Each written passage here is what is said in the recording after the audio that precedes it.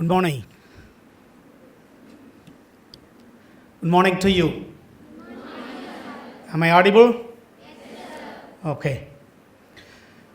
Probably when I entered here, most of you might be wondering what this priest has to do here, because we look like endangered species. You know what is endangered species? அழிந்து கொண்டு இருக்கக்கூடிய ஒரு இனம் எங்கேயுமே இருக்காது. அதுதான். Honorable members of the management, highly eminent principal of the college, highly and intellectually calibrated professors, heads of department, and you, my dear students, who dedicate your life here to acquire not only academic data, but also to get yourselves refined and educated in this institution. Once again, my salutation to all of you. It's indeed my privilege to stand before highly educated professors and highly motivated students on this particular historical and historic day of celebrating Religious Harmony Day. Now, it occurred to my mind, what is the necessity that we celebrate or enact this particular event in this prestigious institute of higher studies? Or what was the reason that necessitated this? Maybe the inferential answer could be this: we have lost something somewhere, and therefore the necessity arises to look for it. And therefore we look for it in the right place, at the right time, with the right intellectual aptitude. இதோ ஒன்று தொலைச்சிட்டோம், சரியான இடத்துல சரியான நேரத்தில் சரியான மனநிலையோடு தேடிக்கொண்டிருக்கிறோம். அதனுடைய வெளிப்பாடுதான் இன்று நாம் நிகழ்த்துகின்ற இன்றைய சமய நல்லிணக்க நாள். Now comes the question, what is religion? Ma'am, Dean addressed the same question, what is religion? Now, this becomes a very crucial question, தவிர்க்க முடியாத ஒரு கேள்வி. The reason is this: most of us, including me, are confused on one thing: what to believe, how to believe, and therefore ultimately how to live. எதை நம்புவது, எப்படி நம்புவது, அதனால் எப்படி வாழ்வது? இந்த மூன்று கேள்விகளுக்குமான ஒரு குழம்பிய நிலையில்தான் விடை காண இன்றைய நாள் பயன்படுகிறது என்று நான் கணித்துக் கொள்கிறேன். Therefore, now the word religion in English is not from any of the Eastern words. The word religion in English is derived from one of those ancient languages, Latin, that was the official language of the Roman Empire, because Latin became almost the mother of most of the European languages. Maybe those who study English literature might be knowing English is not exactly the original language. It is composed of 30% of Latin words, 30% of French, and 30% of Greek. Only 10% originally belonged to the Anglo-Saxon language today called English. Therefore, the word religion coming from Latin, the word is religare. It means to bind, to unite, to relate, to come close. அதாவது ஒன்றை ஒன்றோடு ஒன்று கட்டுவது, இணைப்பது, உறவு கொள்ளச் செய்வது, அல்லது உறவு கொண்ட நிலையிலே உடனிருப்பது. இதுதான் அதனுடைய உண்மையான பொருள். But later on, this original meaning of the word religare was transformed by the Anglo-Saxon language English, and therefore it was applied to a set of systematic beliefs, well defined in a particular religious practice, and therefore that became the identity of that religion. அதாவது ஒரு குறிப்பிட்ட நம்பிக்கைகளை ஒன்றாக இணைத்து ஒரு வரையறுக்கப்பட்ட அந்த நம்பிக்கை அமைப்புக்குள் கொண்டு வந்து அதற்கு ஒரு பெயரிட்டும் அதைத்தான் ரிலிஜன் என்று ஆங்கிலத்திலே சொன்னோம். Therefore now the reason arises, should we accept this?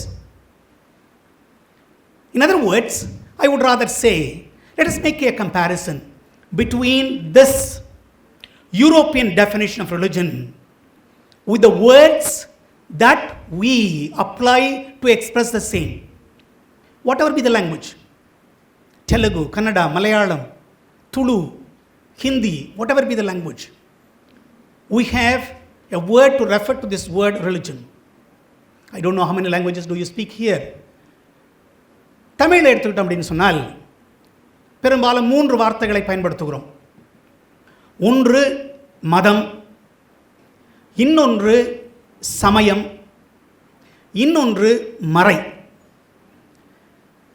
இந்த மறை என்ற வார்த்தையை இஸ்லாமிய சகோதர சகோதரிகள் பயன்படுத்துவார்கள். சமயம் என்பதை மற்றவர்களும் பயன்படுத்திக் கொள்கிறோம், அல்லது இஸ்லாமிய சகோதரர்கள் மார்க்கம் என்று கூட பயன்படுத்துவது உண்டு. அது ஒரு வழி என்பதற்காக அந்த வார்த்தை பயன்படுத்தப்படுகிறது. இந்த 3 வார்த்தைகளில் இப்போது நவீன காலத்திலே நாம் தவிர்த்து கொண்டிருக்கின்ற வார்த்தை மதம். இது மற்றொரு வார்த்தையோடு நமக்கு குழப்பத்தை ஏற்படுவதால் அதை தவிர்த்து கொண்டிருக்கிறோம். மாறாக சமயம் என்று சொல்லுகிற போது இன்றைய காலகட்டத்தில் இதுதான் சரியானதாக இருக்கும். தமிழில் சமயம் என்று சொல்லுகின்ற போது சரியான நேரம், சரியான மனநிலை, சரியான சூழல், சரியான நம்பிக்கை இவற்றை குறிக்கும். ஆகவே தமிழ் மொழியிலே சமயம் என்று சொல்லுகிற போது அதைத்தான் நாம் இன்று நம்பி நிகழ்த்தி கொண்டிருக்கிறோம். இதை அந்த ஆங்கில சொல்லோடு ஒப்பிடுகிற போதுதான் நமக்கு சிக்கல் ஏற்படுகிறது. இருப்பினும் கூட இந்த ஒப்பிட்டு பார்க்கின்ற இந்த சூழலில் வருகிற போது இன்றைய கேள்வி சமய நல்லிணக்க நாள் என்று வைக்கிற போது இதில் முதலில் நாம் தெரிந்து கொள்ள வேண்டிய ஒன்று, அது அந்த ரோமானிய கலாச்சாரத்திலிருந்து வந்த ரிலிஜன் என்ற வார்த்தையாக இருக்கலாம், அல்லது சமயமாக இருக்கலாம். இந்த இரண்டுமே மனிதத்தை கடவுளோடு இணைக்கக்கூடிய ஒரு கருவி. Religion has only an instrumental value. An instrument can never become a subject. It can never become an object. நாம் பயன்படுத்துகிற பேனா அது நானாக மாற முடியாது, நான் எழுதிய விடையாக மாற முடியாது. இந்த இரண்டுக்கும் இடைப்பட்டது தான் அது. Therefore, a religion has only an instrumental value, instrumental role, consequently leading to a definite purpose that one believes. So, what is the necessity? When we speak about religious harmony, the second question now, I asked what is the religion? Second question, should one tolerate the belief system of the other or the other religion, or should one be in harmonious relationship with the religion or the belief system of the other? 2 questions. Now comes another need. What does it mean to tolerate? Religious tolerance. Or what does it mean to have a harmonious relationship with other people of the other faith? Now this comparative study, 2 pairs of expressions will be compared now. Religious tolerance and religious harmony And today, what we reenact is religious harmony. And it is rightly chosen. And typically and existentially chosen. தேவைக்காக இன்றைய தவிர்க்க முடியாத சூழலுக்காக தேர்வு செய்யப்பட்டதுதான் சரி. Now, when we consider the first pair, religious tolerance, you know what is religion? Now, tolerance. Now, this word is once again from the Latin language, a verb. Tolerare, it means to bear, to sustain, to live with, to accept, although it is difficult. அதாவது ஒரு தவிர்க்க முடியாத சூழலில் எவ்வளவு சிக்கலை உண்டாக்கினாலும் அதை பொறுமையோடு சகித்துக் கொள்வது. நம்ம காலில் எங்கே இடிச்சுக்கிறோம், வலிக்கும், ஒன்றும் செய்ய முடியாது. அதனால் அதை ஏற்றுக்கொள்கிறோம் என்று பொருள் அல்ல, தாங்கிக் கொள்கிறோம் என்பதுதான் பொருள். ஆகவே religious tolerance is to bear with it, to bear with the belief of the other. Anyway, I just manage and keep quiet. That's it. On the contrary, religious harmony, the word harmony is not from Latin. It comes from Greek, harmonia, which means a joint, which means fitting several things together without damaging the other. It means to go with the other. இந்த கிரேக்க சொல்லுக்கு ஒன்றோடு ஒன்று இணைப்பது, எதுவுமே பாதிப்பில்லாமல், ஒன்றோடு ஒன்று பொருத்திக் கொள்வது, எதுவுமே பாதிப்பில்லாமல், ஒன்றோடு ஒன்று இசைவாய் பொரிந்து செல்வது. ஆகவே தான் இந்த ஹார்மோனியா என்ற கிரேக்க சொல்லை லத்தீன் மொழியிலே எடுத்துக்கொண்டார்கள். அதிலிருந்து வந்ததுதான் ஹார்மோனியம். 7 அந்த இசை கலவையை முறைப்படுத்தி மனிதர்களை இசைய வைத்து, அதாவது படைப்போடும் இறைவனோடும் மக்களோடும் அனைத்தோடும் இசைய வைப்பதனால் அதற்கு இசை என்று தமிழிலே பெயரிட்டோம். அதே போல ஆங்கிலத்திலும் கூட music, the 7 notes that muse, இழக வைப்பது, that muses a human being. That's why it is called music. Therefore, what we are today is not religious tolerance. I have no right to tolerate and tell the other, I tolerate you. No. Rather, I am in harmony with what you believe without offending you. உன்னை எந்த விதத்திலும் காயப்படுத்தாமல் நான் இதனை ஏற்றுக்கொண்டு உன்னோடு வாழ்கிறேன். அது உன்னுடைய தனிப்பட்ட உரிமை. அதை சொல்வதுதான் religious harmony. Therefore, now we know the distinction between just to bear with or to be in harmony with others. Now we have reached the third point, the core of the discussion today. Now, I cannot avoid, bear with me because my major is philosophy. Whatever be the case. So I bring to you 2 contemporary personalities who insisted this religious harmony, and one person who lived in our own times, not in your own time, maybe professors might be knowing. Now, the first personality was called Narendranath Datta. Who was he? Swami Vivekananda. That was his original name. So, born as Narendranath Datta on 12th January 1863 in Calcutta, later on became Swami Vivekananda, the chief proponent of the teaching of Swami Ramakrishna Paramahamsa. Now he is known everywhere, including United States, European countries, particularly in our nation. Now this particular saintly person of philosophy, person of rationality, person of social reformation, above all a normal human being, became so prominent because of one act that he performed on September 11th, 1893, he made his address at the World's Parliament of Religion in Chicago, in United States of America. அந்த ஒரு பேச்சுக்கு பிறகுதான் 30 வயதுடைய இந்த மனிதர் உலகத்தின் எல்லா மூலைகளிலும் ஒலிக்கின்ற ஒலியாக மாறிப்போனார். Now there was something interesting in that. He was seated in the first row at the last because he was just 30 years old. And there were spiritual leaders, stalwarts, sitting there to address the congregation. And because of their expertise, because of their age, because of their various backgrounds, were given prominence. And this man, Narendranath Datta, sitting quietly at the end of the row, and is given the opportunity at 4:30 in the evening, while all the others who spoke to the congregation used the formal address, ladies and gentlemen, and so on. And Swami Vivekananda ascended the stage. Everyone was looking at him. What is this young man going to say? That too from India, some 100 years ago.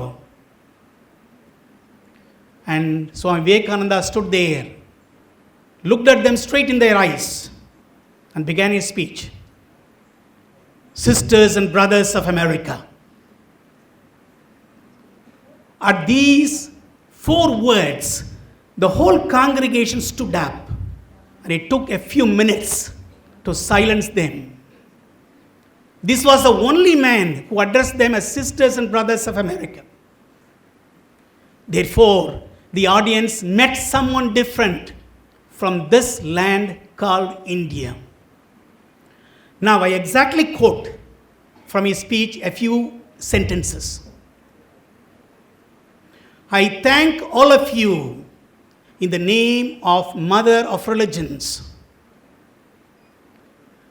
I am proud to belong to a religion that gave the world tolerance and universal acceptance. We believe not only in tolerance, but also accept all the religions to be true. I am proud to say that we Indians, we have embraced the purest remnant of Israelites to our bosom. I am proud to belong to a religion that has fostered and is still fostering the purest remnant of Zoroastrian world. Dear friends, நம்முடைய பிரதிநிதியாக அந்த அயல்நாட்டு மண்ணிலே நின்று கொண்டு இந்த மண்ணினுடைய இந்த இரத்தத்திலே ஊறிப்போன சமுதாய சமய நல்லிணக்கத்தை முதல் முறையாக அந்த மேற்கத்திய மக்களுக்கு உரக்கச் சொன்ன ஒரே குரல் இந்த சுவாமி விவேகானந்தா.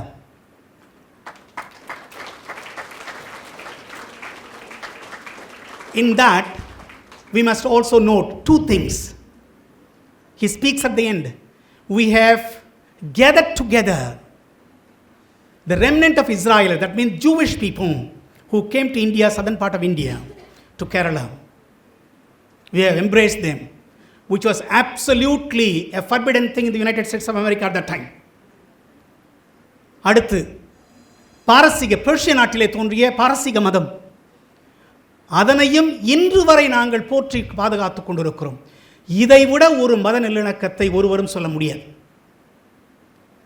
அதனோடு சேர்த்து இவரே இதற்கு ஆதாரமாக, இது வெறும் நம்பிக்கையினால் வந்ததல்ல, எங்களுடைய சமயத்திலே இருக்கிறது என்பதை குறிப்பிட பகவத்கீதையிலிருந்து 4ஆம் அதிகாரம் 11வது வசனம், from the 4th chapter 11th verse, he cited to insist on this. That is, this verse indicates that Lord Krishna approaches anyone who surrenders to him. That's the context. Now the verse is this: whomsoever approaches me in whatsoever manner I reach him. Lord Krishna reaches him. Men are confused on several paths which at the end lead to me. ஆகவே நம்முடைய இந்த இந்திய தத்துவ துறையிலும் நாம் புனிதமாக கருதுகின்ற இந்த நூலிலும் சொல்லப்பட்டது, நல்லிணக்கத்தோடு வாழ்கின்றவர்களை நோக்கி இறைவன் வருகிறார். அவ்வளவுதான். So that's it. இரண்டாவது, இதை தவிர்த்து இவருடைய சமகாலத்திலேயே வாழ்ந்த மற்றொரு existential Jewish philosopher, Franz Rosenzweig, who lived 41 years. He lived between 1886 to 1929. A contemporary who lived in Germany. During this period of time, Germany underwent a lot of difficulties.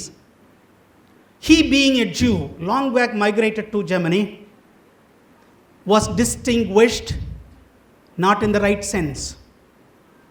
They were discriminated in the right sense. ஒரு யூதனாக இருந்தால் ஆசிரியனாக மட்டும்தான் மாற முடியும், வேற எந்த துறைக்கும் போக முடியாது. அதுவும் 1ஆம் வகுப்பிலிருந்து 5ஆம் வகுப்பு வரை தான் செல்ல முடியும். இத்தகைய சூழலில் வாழ்ந்த அந்த நபர் முதல் முறையாக ஜெர்மனியுடைய வரலாற்றிலேயே பெர்லின் பல்கலைக்கழகத்திலிருந்து philosophy டிபார்ட்மெண்ட் அதிலே தன்னுடைய முனைவர் பட்டத்தை பெற்றார். அது பெற்றவுடனேயே அவருக்கு அந்த வாய்ப்பு கொடுக்கப்பட்டது, இந்த பல்கலைக்கழகத்திலேயே be the dean of the department of philosophy.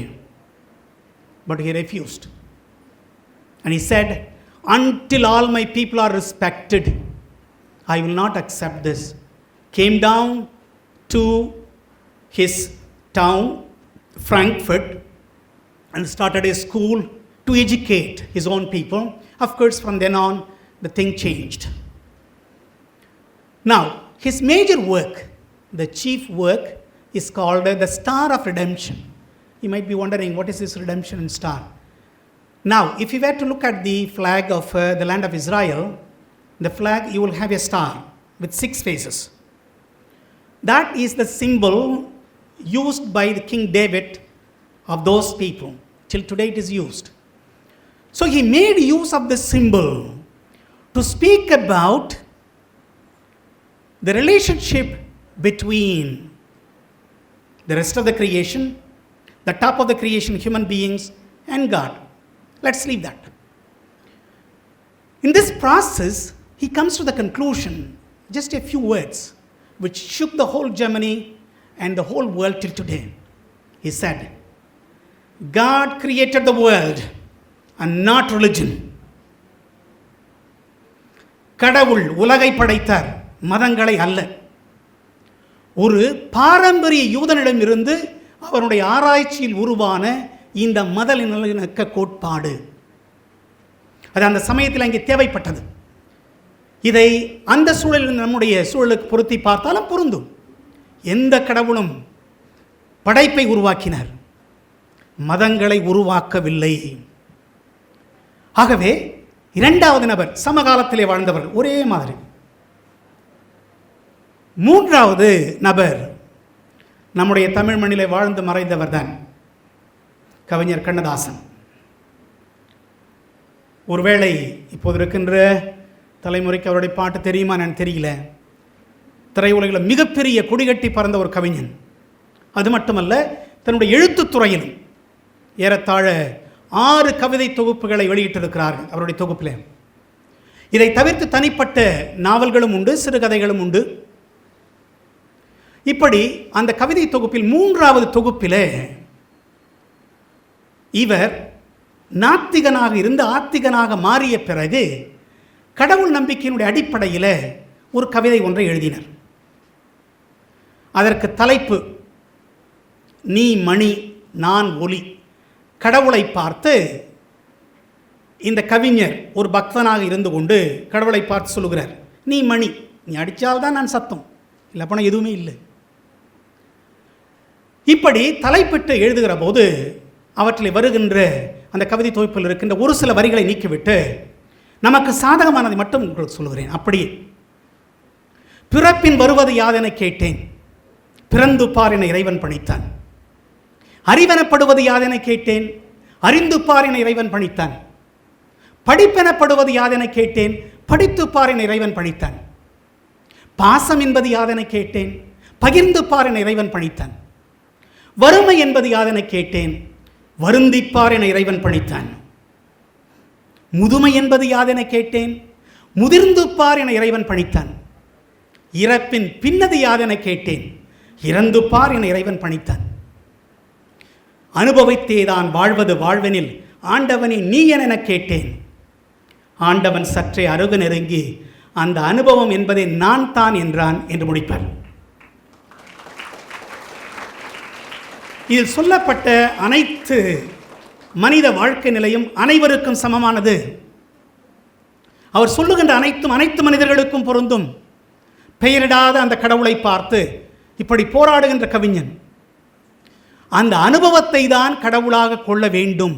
இது எல்லா சமயங்களுக்கும் பொருந்தும்.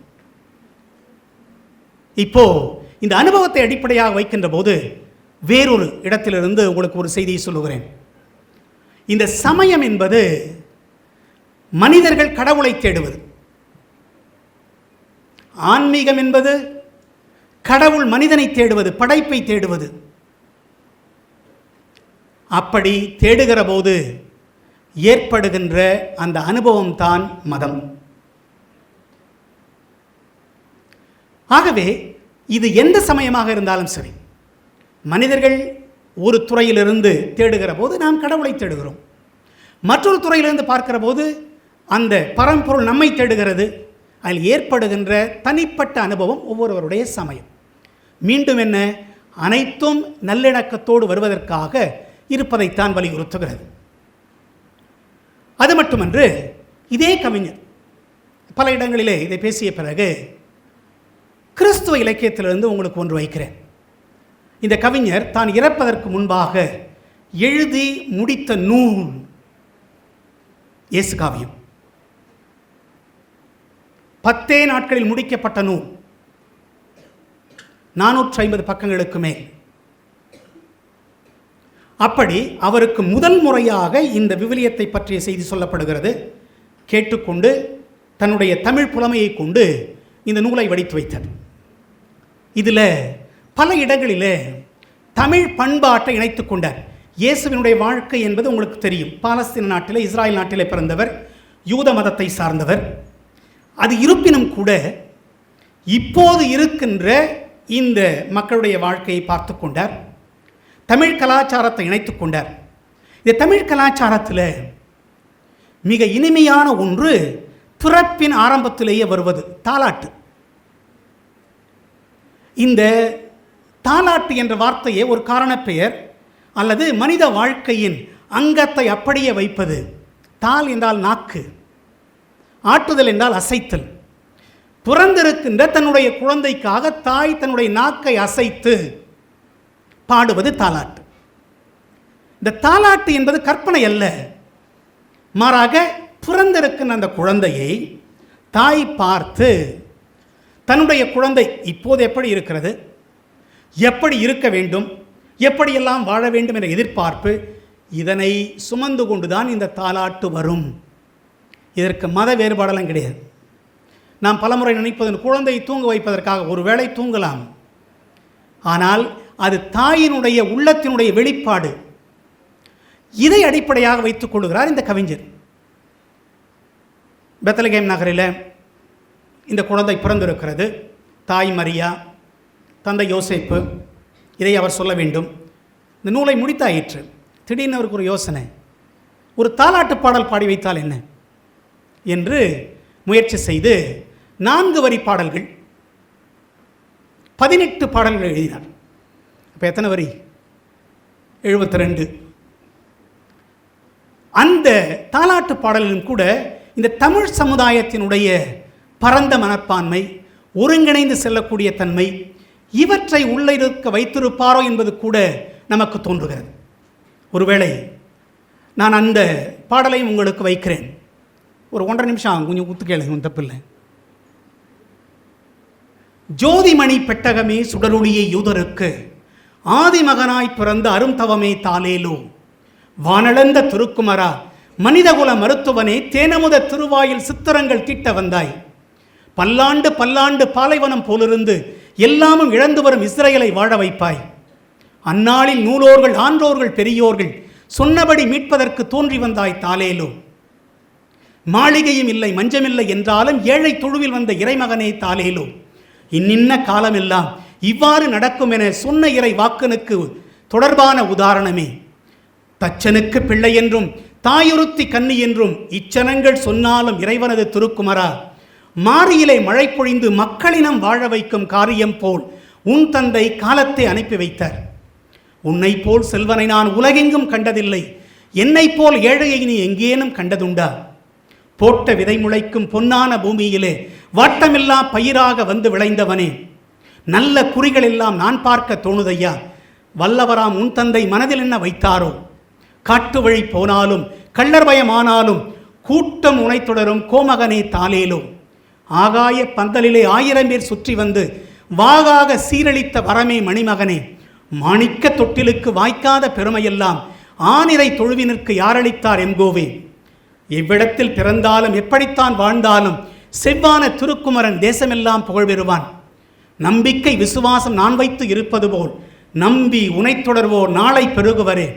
அன்பில் பிறந்தவனே, அருமை திருமகனே, என் வீட்டு பேரொளியை ஏற்ற வந்த திருவிளக்கே, இன்ப திருநாளை இஸ்ராயல் வரும் வரைக்கும் கண்மூடி தூங்கிடுவாய், காலம் உன் கையினிலே என்று முற்றுப்புள்ளிட்டார்.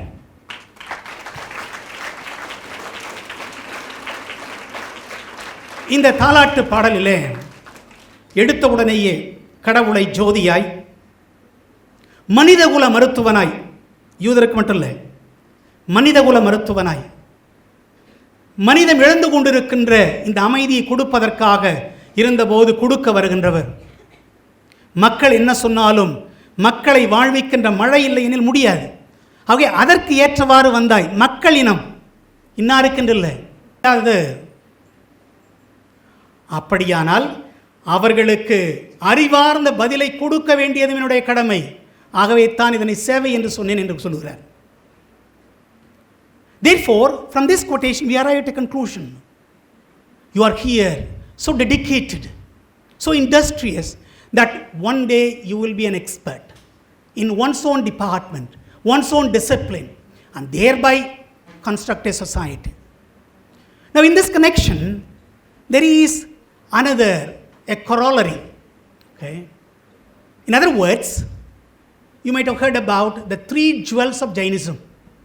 அதாவது ஜைன மதத்திலே சொல்லப்படுகின்ற செல்வமாக கருதப்படுகின்ற 3: right faith, right knowledge and right conduct. Right faith does not refer to what we say the faith and believe. நாம் நம்புகின்றோமே இதை குறிப்பிடுவதல்ல. மாறாக அவர்களுக்கு அந்த சமயத்திலே பல்வேறு பக்கங்களிலிருந்து கொடுக்கப்படுகின்ற செய்திகளை நுணுக்கமாக சேகரித்துக் கொள்வது. செகண்ட், ரைட் நாலேஜ், சரியான புரிதல், இவற்றை புரிந்து கொள்வது. அதனுடைய விளைவாக வருவதுதான் ரைட் காண்டக்ட், அதாவது மனித வாழ்க்கை. கேட்டதை சரியாக புரிந்து கொண்டது, அறிவார்ந்து புரிந்து கொண்டதனால் வரக்கூடிய வாழ்க்கை. இதைத்தான் முன்னே சொன்ன அவரும் நமக்கு பயன்படுத்தினார். இப்படி இந்த அறிவை பயன்படுத்துகின்ற போது நிச்சயமாக நாம் மற்றவரோடு அவர்கள் கொள்ளுகின்ற அந்த கொள்கையோடு நம்பிக்கையோடு இணக்கமாக வாழ்தல் என்பது முடியும். இதை நீக்கினால்தான் நமக்கு சிக்கல்.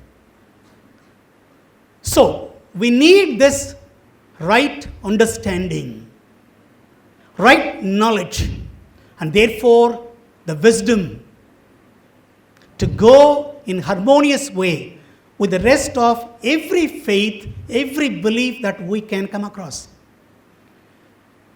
And to conclude, because you are all tired, at the end, when you apply this knowledge, definitely you face difficulties. Now, when you face difficulties, or I face difficulties, what should be my attitude?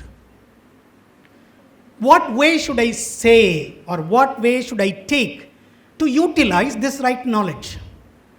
For this also, I draw the example of another American poet, a contemporary of Swami Vivekananda, Franz Rosenzweig.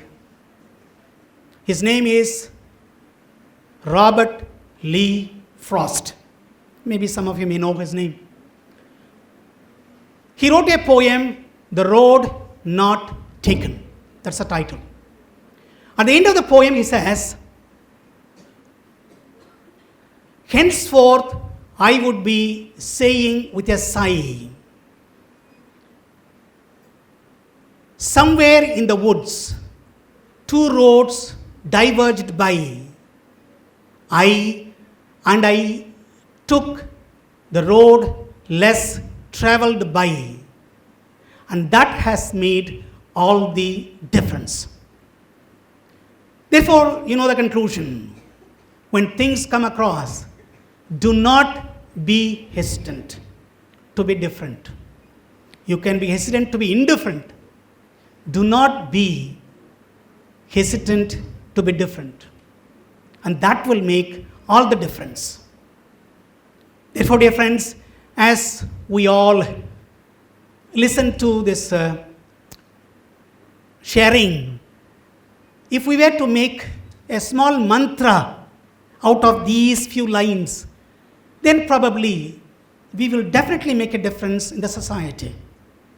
We'll make a difference that is intellectual, that's social, that's harmonious, and after all, that is religious.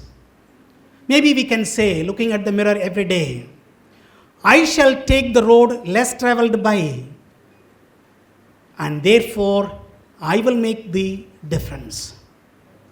So I wish you a prosperous, academically fruitful, happy New Year 2025. Thank you for your participation and patience.